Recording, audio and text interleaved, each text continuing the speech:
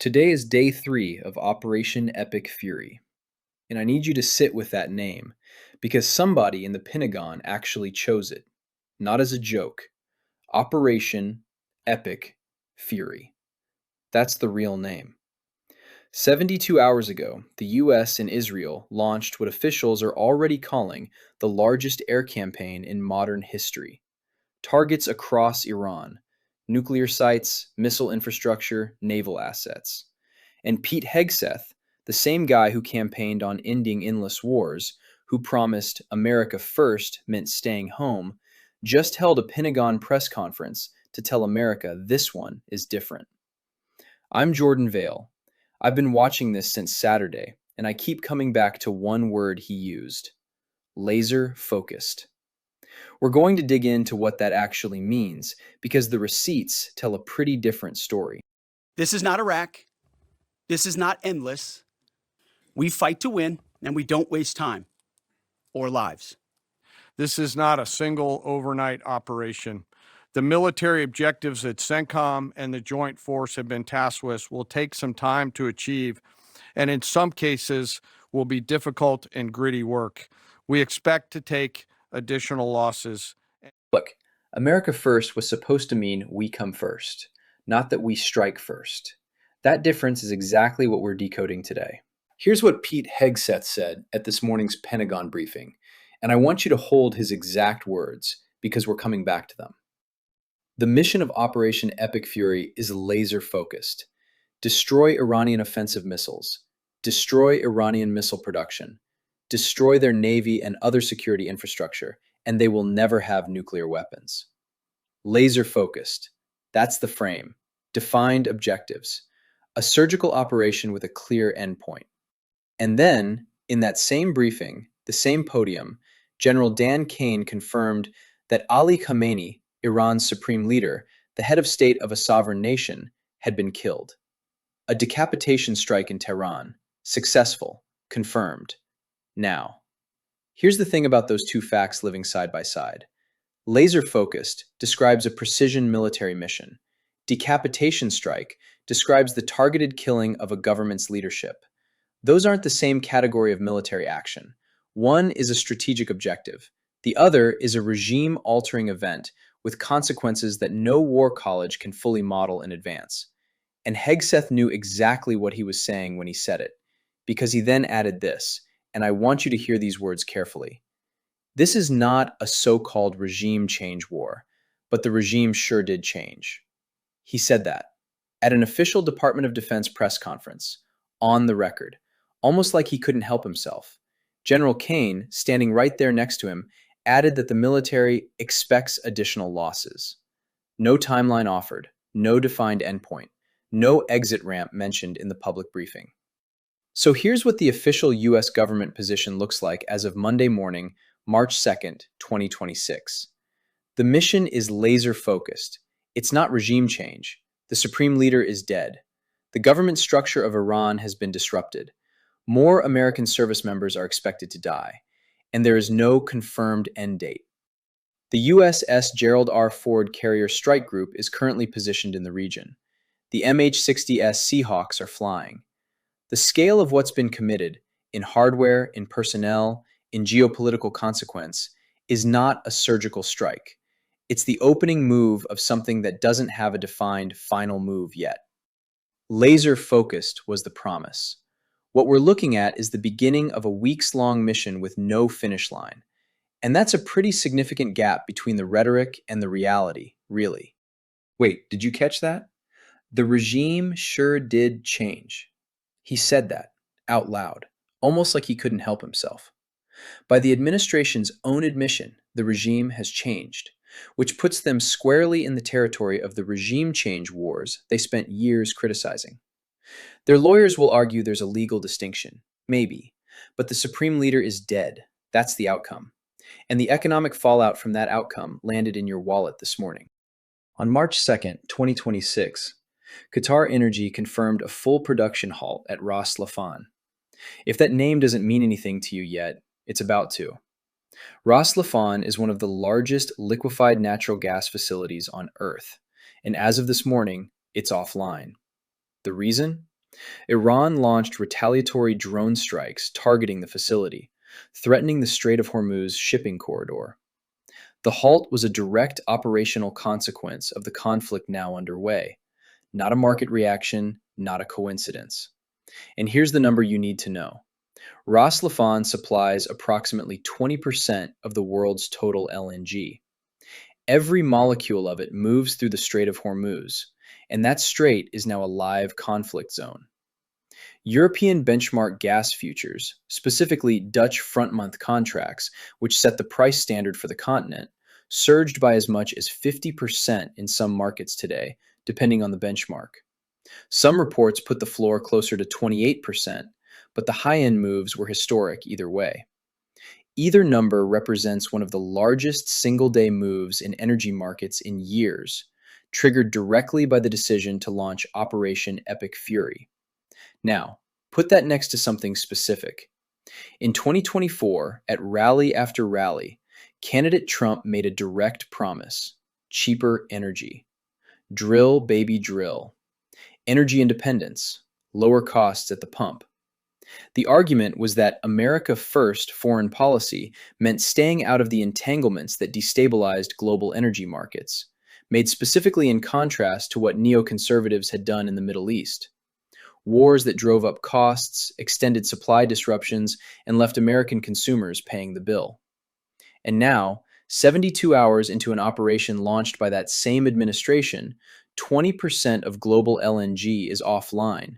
European markets are in crisis, and traders are pricing in a conflict with no confirmed endpoint. The Strait of Hormuz, through which about 20% of the world's oil also transits, is now a militarized zone. Every tanker captain running that route this morning is doing a very different risk calculation than they were on Friday. The campaign footage exists. The specific promises exist. The gas price charts from this morning exist. Run them side by side, and a lot of journalists are doing exactly that right now, which is a mess, really, when you think about how loudly those promises were made. And here's the irony that's going to stick with me for a while, y'all. We were told, specifically told, no more Middle East spending. That was the pitch. And right now, B-2 Spirit bombers are flying sorties over Iran. The Department of Defense's own figures put the B-2 at roughly $150,000 per flight hour. These are 30 to 40-hour missions. You do that math. No more spending had some pretty significant asterisks attached to it. Operation Epic Fury began on February 28, 2026. Congress was not asked to authorize it. There was no vote. There was no declaration of war. There was no war powers consultation before the first strike. The bombs dropped, and Congress found out the way the rest of us did, through the news. The administration's legal basis is Article 2 of the Constitution, the Commander-in-Chief Clause. That's a real authority. Nobody serious argues it doesn't exist. The President is the commander of the armed forces. That's in the document. What's being argued, right now, today, by members of both parties, is whether Article 2 gives the President authority to launch what officials themselves are calling the largest air campaign in modern history against a sovereign nation, without a single vote in the body the Constitution specifically assigned the power to declare war. That body is Congress, Article 1. The power of the purse and the power to declare war both live there, not in Article 2. And the challenge is coming from a place that should make the administration uncomfortable. Representative Thomas Massie, Republican of Kentucky, not a Democrat, not a progressive, one of the most consistently anti-interventionist members of his own party, posted this on February 28th, the same day the strikes began. The Constitution requires a vote, and your representative needs to be on record as opposing or supporting this war. Massie is working with Representative Ro Khanna, a Democrat from California, on a formal war powers resolution. A Republican and a Democrat, together, on the same bill, asserting that the branch of government designed to check executive power in matters of war still has a role to play, and that the American people deserve a vote. The administration's counter is that the speed of modern threats makes congressional authorization a strategic liability. that waiting for a vote creates a window adversaries can exploit, that the commander-in-chief authority was designed for exactly this kind of moment. That argument is coherent. It's also the same argument that was made in 2001 and in 2003, and every time before that when the executive branch decided the urgency of a moment was more important than the process the founders designed specifically to prevent one person from deciding when America goes to war. And that pattern is worth knowing about. So think about that for a second. Hegseth said, on the record, this is not a regime change war, but the regime sure did change. I want you to hold that, because regime change is a specific thing with a specific legal and strategic meaning. And the administration just did it, named it almost accidentally, and then immediately said it wasn't that. That contradiction is the whole story.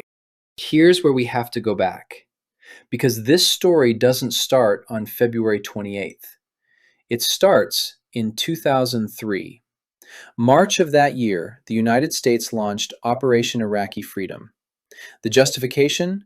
Weapons of mass destruction, an imminent threat, intelligence the administration presented with confidence. The promise? Surgical, targeted, limited in scope and duration. The reality? A 20-year entanglement, trillions of dollars, thousands of American lives, a region reshaped in ways that produced ISIS, a resurgent Iran, and the exact kind of instability that people who warned against the war said it would create. The people who designed that war called themselves freedom promoters. They believed, genuinely many of them, that American military power could quickly and cleanly reshape a hostile regime, and that the results would be worth the cost. Fast forward to 2024.